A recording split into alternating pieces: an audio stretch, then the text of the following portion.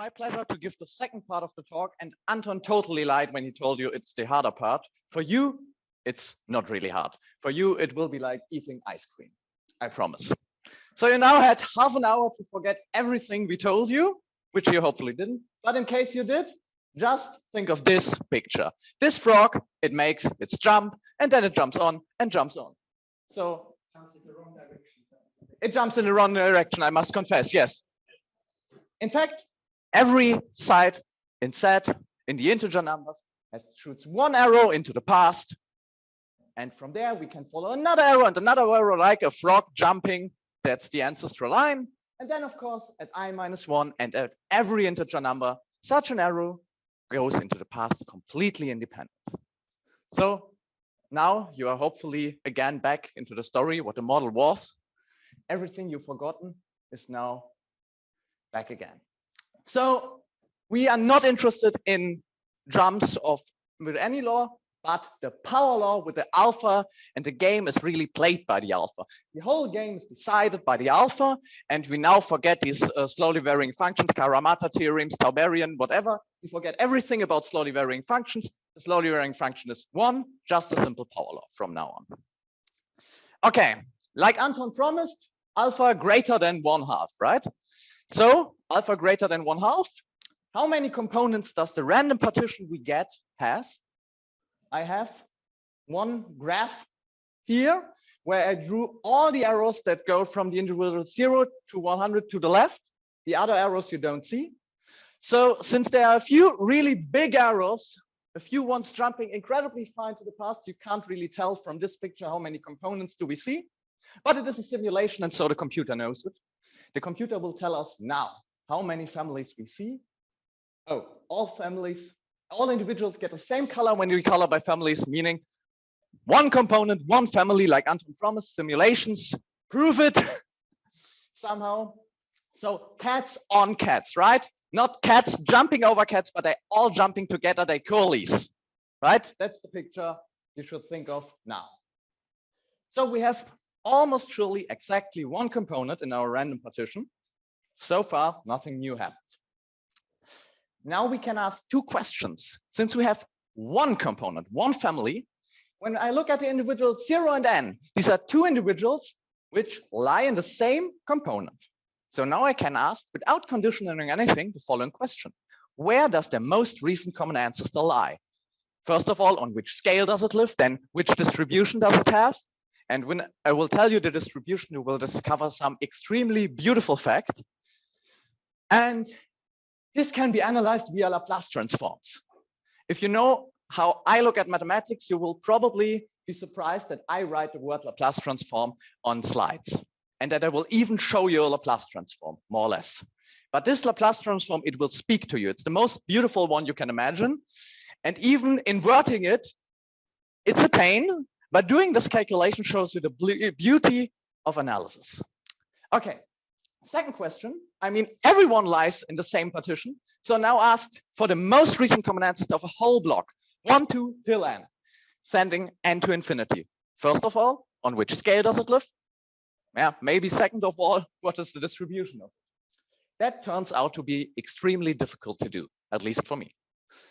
So let's start with a hopefully easier question. What is the distribution of the most recent common ancestor of two individuals, 0 and n? I tell you, let's multiply it by -1, so we get a positive number, right? 0 and n, so the most recent common ancestor lies on the negative integer numbers. -1, so it's a positive number. This thing normed by n, meaning it lives on scale n, converges in distribution to a random variable with this density. And you saw something more or less like this. The exponents are not the same, but it's again a beta prime distribution. Now with parameters 1 minus alpha, 2 alpha, minus 1. Okay, that's what we see. How do we prove this? But go a step backward. Maybe you didn't forget what Anton told you. Anton told you if we condition in the case of alpha smaller than 1/2 on meeting, on having a most recent common ancestor, then normed on scale n, this thing also converges to a beta prime distribution. So we have for alpha greater than 1/2, we had a beta prime 1 and minus alpha and 2 alpha minus 1 distribution. And for alpha smaller than 1/2, we have alpha and 1 minus 2 alpha. So just do the switch, alpha to 1 minus alpha. That's the first thing. And now do that in the second parameter, 2 alpha minus 1, plug in 1 minus alpha for 2 alpha, and you see 1 minus 2 alpha. It's like the parameter is mirrored. They are mirrored at 1/2, which is incredibly fascinating for me. We don't have an extremely good explanation for it. It's just the beauty of it at the moment. If one comes up with an intuition, I will give out sweets sponsored by the Hausdorff Institute. Okay, so like I promised, I will show you that via Laplace transforms. And when you normally think of Laplace transforms with the expectation of e to the power of minus lambda times some random variable, then you think of extremely ugly objects, which are integrals and can be extremely ugly, at least when you want to invert them. But what does this Laplace transform actually is? First, fix a random variable t lambda, which is exponentially lambda distributed. What does e to the power of minus lambda mn then means? It's nothing else than the probability that this exponential random variable is greater than mn, conditioned on mn, right? That's what we learned in our first semester of probability theory. Nothing new here, but just beauty. And now, taking the expectation, we get the probability that t lambda is greater than mn. No conditional probability anymore. But what does it mean that t lambda is greater than mn? T lambda greater than mn means when I start an ancestral line at n and one at 0, and I have my t lambda here, it just means between 0 and minus t lambda, these two ancestral lines, they have at least one common ancestor. So this intersection is not the empty set. And again, what do we have? Two independent ancestral lines and an independent exponentially distributed random variable. So the beauty of our second semester of probability theory of exponential distributions, they are memoryless. So when I look at the expectation of the number of individuals, the ancestral line of 0, n, and n have in common till minus t lambda, that's nothing else than the probability they have at least one in common times, again, the same game from part 1, expected number of individuals, 2 in 0 starting but independent ancestral lines, a0 and a tilde 0 are now independent, have till minus t lambda. And that is just the beauty of the memorylessness of the exponential distribution. So I now can express this probability in terms of this expectation and this expectation, right?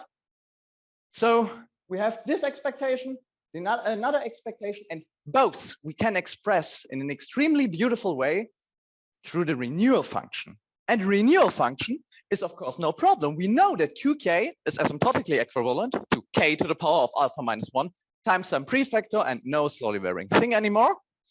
So we can express it through that, which we have perfect control of, thanks to the strong renewal theorem, which is, of course, satisfied for slowly varying function equal to 1.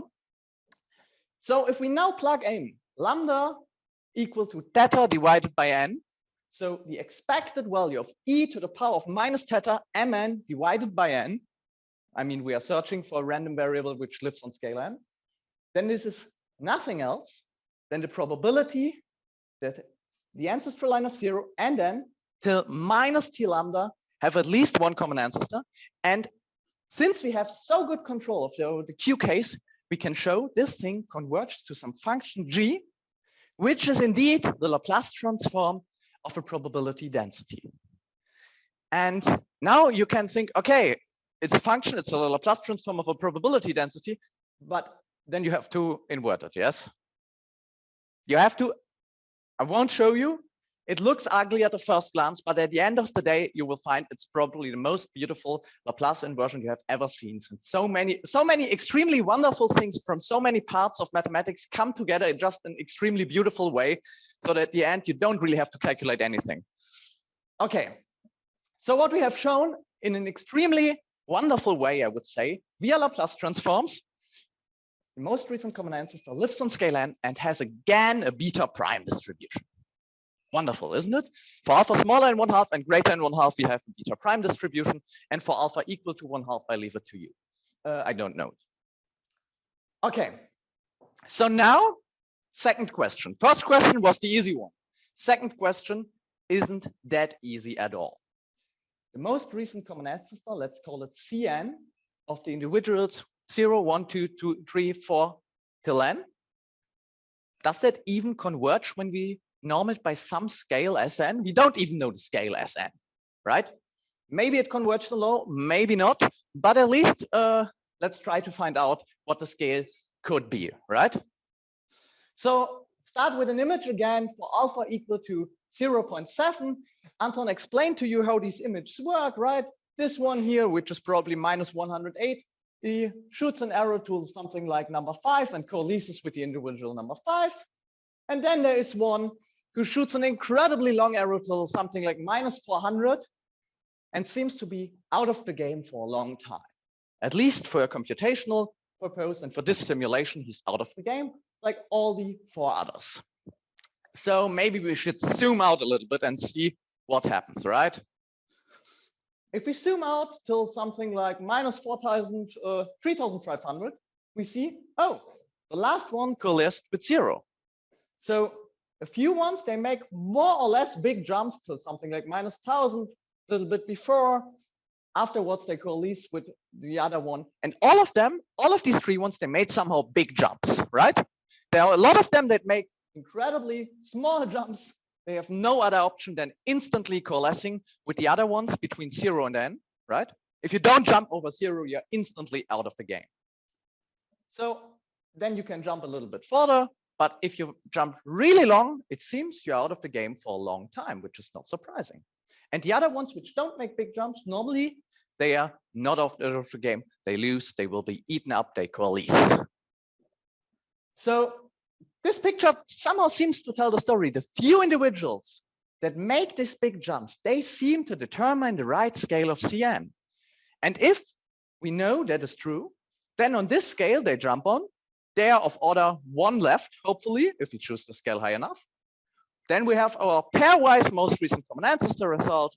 And again, by our second semester of probability theory, or by the first one, we know, okay, then the game is over. The scale won't change anymore if we have of order on many.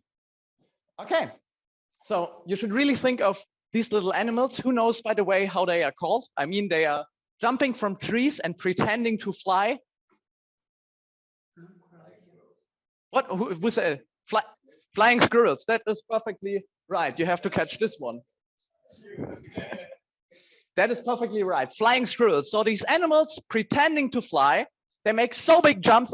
In fact, it looks like they fly, and it's the same with these individuals. They make incredibly big jumps, a few one of order on 1 many, and they determine the scale at the end. So maybe we should think of it the following way to emphasize it.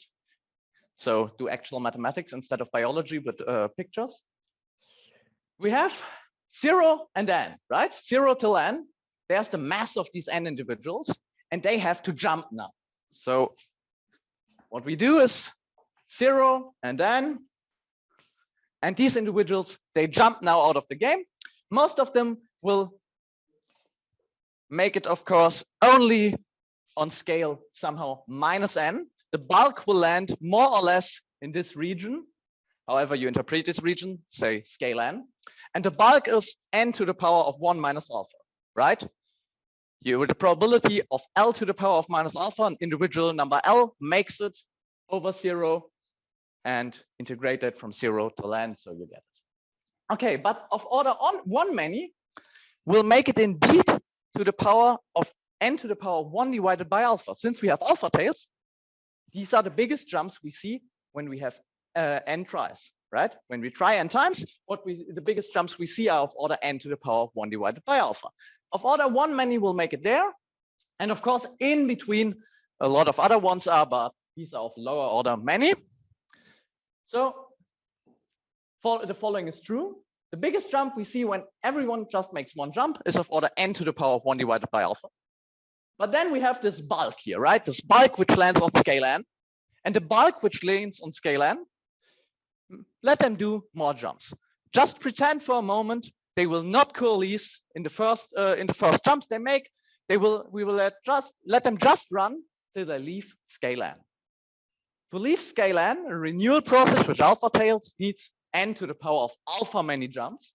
So n to the power of 1 minus alpha individuals make n to the power of alpha many jumps, which is of course far too much because they will coalesce. Simulations showed it to us till they surpass minus n. And while we do this process, obviously, we only see another ones on the scale n to the power of 1 divided by alpha. The scale again doesn't change. So hopefully one can play this game in a more rigorous way and not ignoring coalescence structures. And then we see this scale. So again, we heard of particle systems, and what I will do now is to tell you, think of this thing now as a particle system. Try to analyze this complete thing as a particle system. And we do it in the following way. We have our renewal structure, right? The renewal process, the ancestral line of individual number 3. First, it jumps to -2, then it jumps to -5, then -7, then -8. Now we interpret this ancestral line at the trajectory of a particle in the following way. The particle is born, which I emphasize by it coming from -1 out of the game, in the game. So it's at -3, and then it makes a jump, it goes up, its lifetime -1, right? It takes 1 time to go up, and then it goes up to 4 since it makes a jump of length 5. Okay, then it goes down with speed 1 at -2, it's again at 0. It makes again a jump. The jump is of length -3.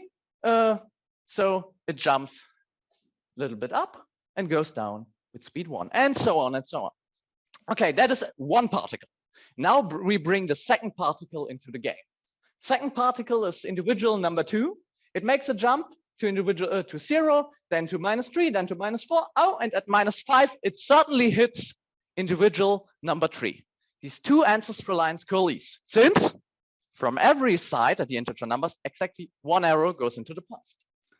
So the same game, okay, at -3 arrived, it makes a jump of size 1, meaning the particle stays in 0.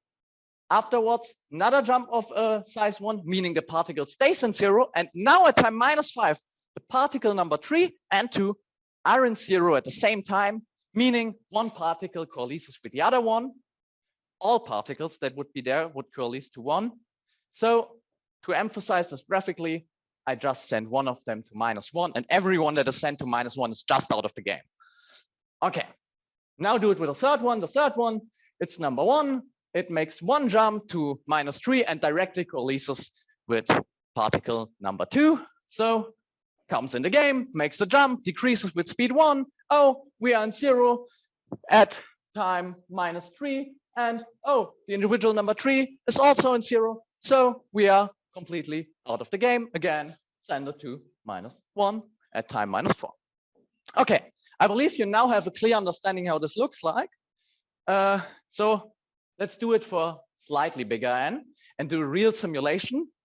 Of course, n equal to 10 will still tell you exactly nothing, but look like it goes. So particle number 10 makes jumps of size 1, meaning the particle number 9 that is born here, it just directly coalesces with 10, and the same game for particle number 8.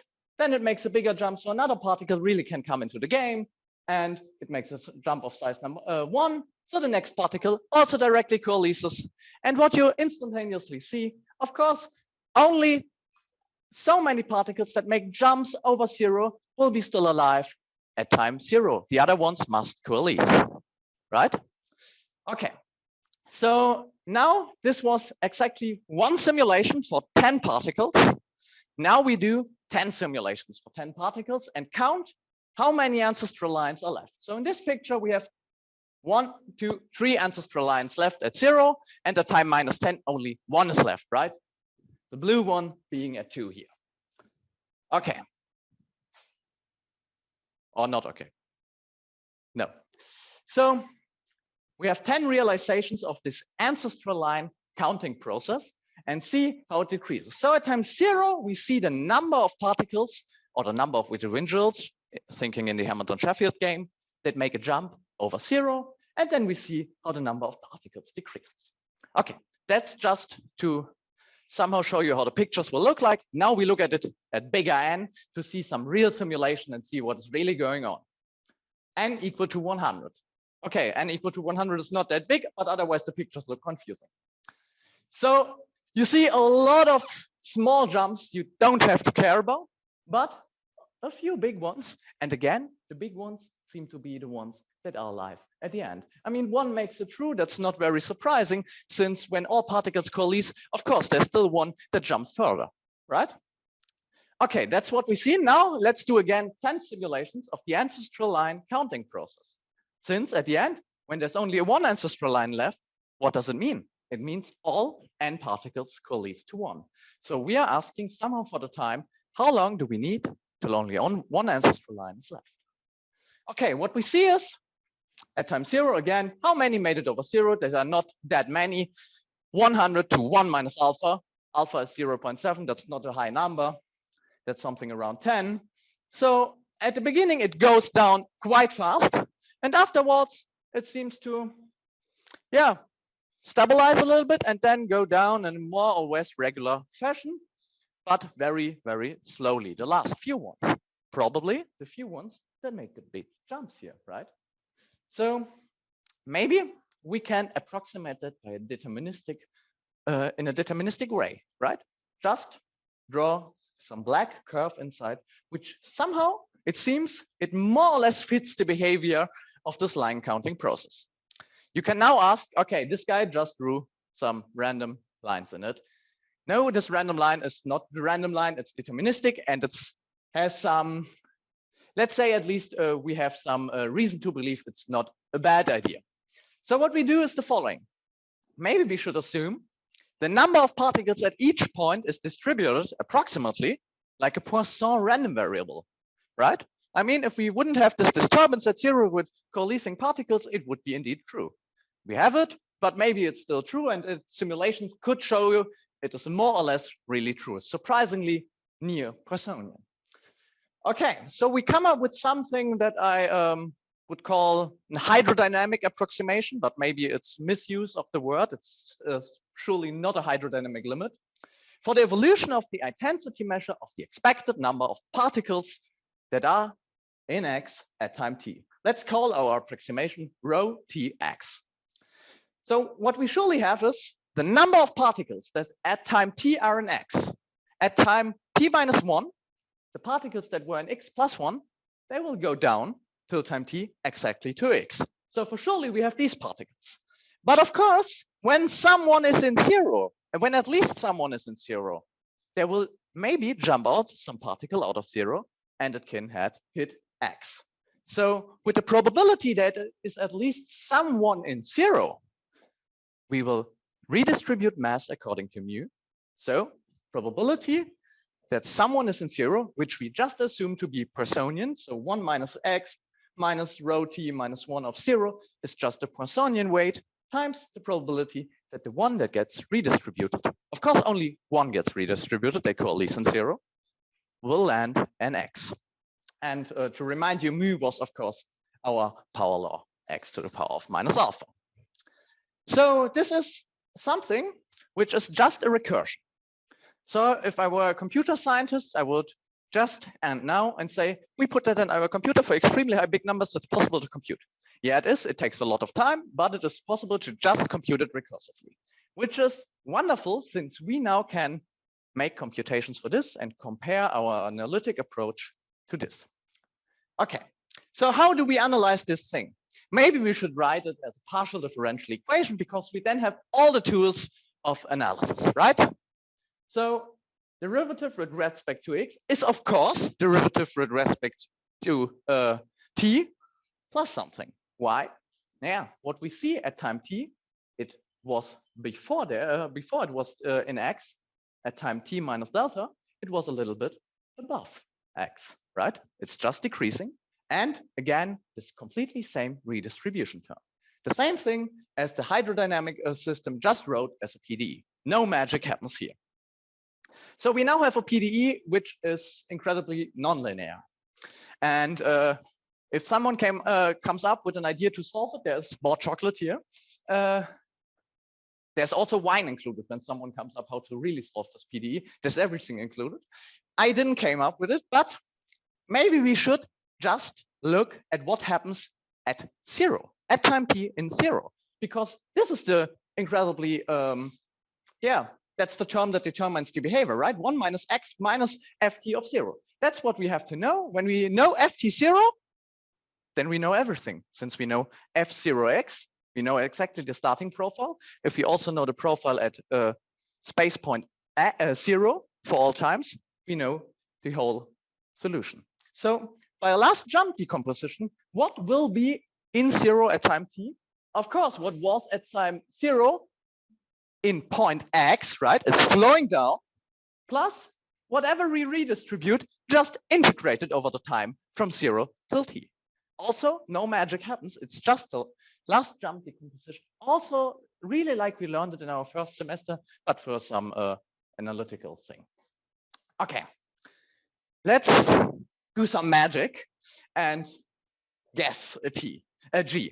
You could now ask how I guessed it. That would be a long story, and no one will believe me. But g of t, let's for a second think it could be t of the power of alpha 2 divided by 2 minus alpha squared divided by 2 minus 1/2, right? What does it tell us? Till n to the power of 1 divided by alpha, how much mass do we lose? Mass that is in 0 at time t minus what gets redistributed, integrated, plug in this term, do analysis of the first semester, and what you see is we lose mass of the n to the power of 1 minus alpha till n to the power of 1 divided by alpha, which would be perfectly fine. That's exactly order of the starting mass, meaning on this scale, we come down to mass 1. So let's compare it to what the hydrodynamic tells us.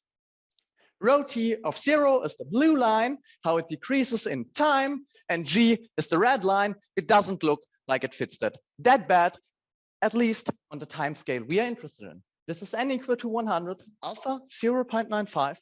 So going to t equal to 1000 is enough, I would say, when we suggest a time scale n to the power of 1 divided by alpha. So it fits it quite good. We could even multiply with some factor, then it would be exactly over it, but that looks good.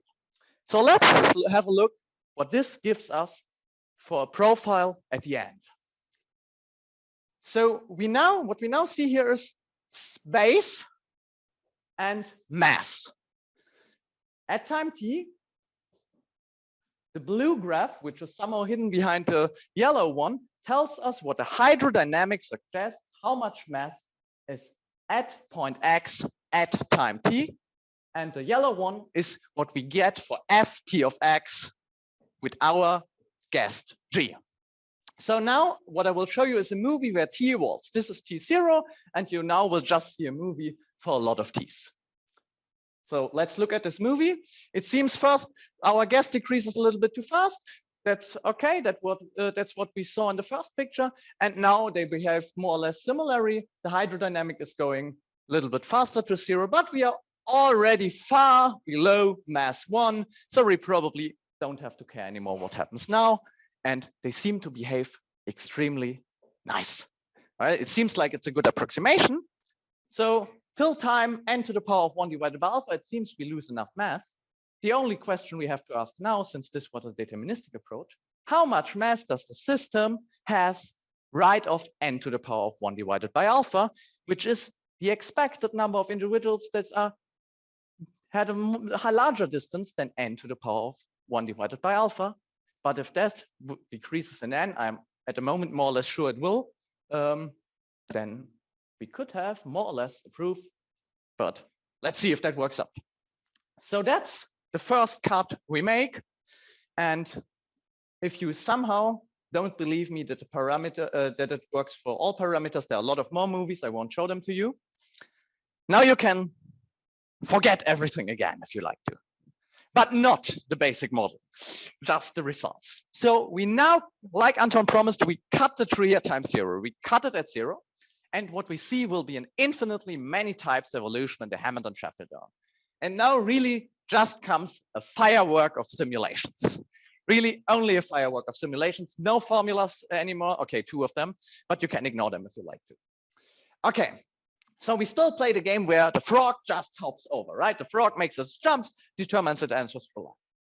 But we introduce a new equivalence relation, sim 0, right? Tilde 0. You are now only counted as being in the same family if your most recent common ancestor lives at 0 or right of 0, right?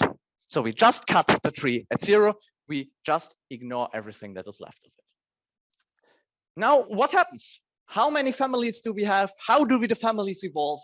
Which are the biggest ones? What are the typical ones now? We don't have one family anymore. As we know, sometimes someone jumps over 0. So we have infinitely many families now. Are today smaller families somehow able to dwarf big ones? Does it tell you something when I tell you till n?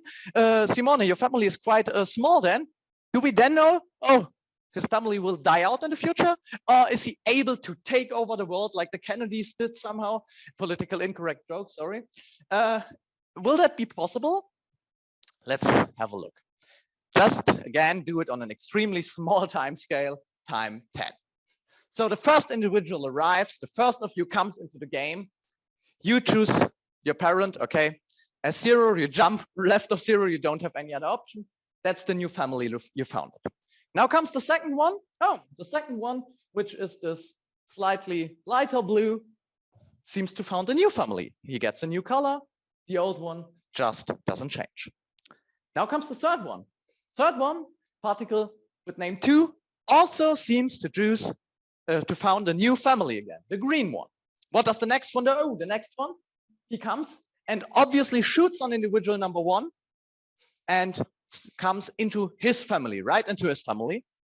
Next one, also in this family, and we go on, and this light blue family, which is founded by Anton in this case, Simone was individual number 0, he's also in light blue, is the biggest one till here. And then a few new ones get founded. And oh, surprisingly, the orange one seems, maybe it will take over, we don't know. So let's do this game for n equal to 200 and see what happens. What happens is, at least for me, surprisingly interesting a little bit. At the beginning, what we see, a few new families get founded. They look more or less bluish. On this screen, on this screen, you see these are different types of blue, but no one really seems to dominate on an extremely short time scale. Yellow one dominates a little bit of time, then the green one. Oh, the blue one is somehow revived. Then comes the red one and the orange one that seems to dominate some time. But what ultimately happens is the green one that looked so tiny little, it completely takes over the game for an incredibly long time. And then afterwards, there's one new family founded, but it's just completely lost more or less instantaneously. And the red one seems to take over. And what happens afterwards, we don't know. So we see a few macroscopic components, really big ones, and a lot of quite small ones, and the clusters we expect since we are talking about renewal processes. So another simulation. At the beginning, again, we don't see that many big components. They change, they interchange, but nothing really happens. Here, it seems really like it takes a lot more time since till one family is really taking the world over and dominating. Okay. So what we know from before, we have n to the power of 1 minus alpha many families. And we even know, thanks to the strong renewal theorem, that a family size has expectation of order n to the power of alpha. Since how big will the family of a founder be? It's the expected number of individuals that hop on him, which is just qn integrated n to the power of alpha minus 1 integrated n to the power of alpha. So this will be the typical order, and there will be macroscopic components, which indeed till n for n large will have families of size n, which we could prove by our most recent common ancestor result, but forget. Just believe me, it is true. Okay. And again, like Anton promised, we now do the same game as before. We color the families, yes? Each family independently gets assigned a color plus or minus 1 with probability 1/2. So you have the same color, xi is equal to xj, when you lie in the same component with respect to this equivalence relation, with respect to the tree cut off at 0. And we just again sum up the colors of the individuals 1 till n, and look what this random walk will do. So what you see now is Sn normed with n, and n And at the beginning, it goes down. Okay, that's what we somehow saw. Sometimes the colors will just stay the same. There are not so many families. And then it does something, and then it gets really boring. Nothing happens anymore. But this is only n equal to 100. Maybe we should bring this thing on a larger time scale. What you see here now is the x-axis rescaled in the following way. T is now n to the power of 1 minus alpha, meaning the 100 here is actually the sum of the colors of the first 100 to the power of 1 divided by 1 minus alpha, which is quite a lot. Alpha is 0.6 here, so it's 1 divided by 100 to the power of 1 divided by 0.4, right? It's quite a big number. And if you choose larger timescales, it will of course get larger. So you see a lot of new founded components, since what will you see then? Till t, you will see of order t many new founded components, like we showed before, right? You will see of order t many new founded components in the random walk tim time t on this time scale. Okay, what you again see is somehow at the beginning it's a lot going on, and afterwards it seems to get metastable in some sense, right? And that's what we somehow think it will end in a metastable situation, but there will be fluctuations caused by new families, newly discovered families, like the green one before. It's so like it's really, really tiny, just died out, and then it completely took over the world, which could be the fluctuations. And of course, there will be new families. Okay, this is one process, but let's look at a sequence of processes to end this talk with a few simulations, and that is the last formula you will see from me.